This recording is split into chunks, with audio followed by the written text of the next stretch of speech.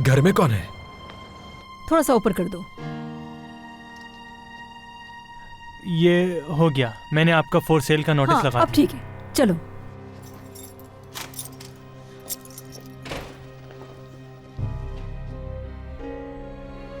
हाँ, तुम यहाँ पे क्या कर रही हो? क्या मतलब तुम्हारा? ये मेरा घर है और मैं अपने घर को बेचना चाहती हूँ। तो घर बेचना चाहती हो तुम?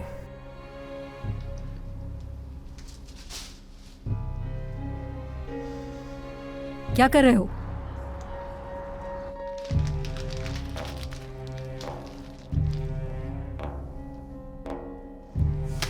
ये घर बेचने के लिए नहीं है। फातिमा साहिबा।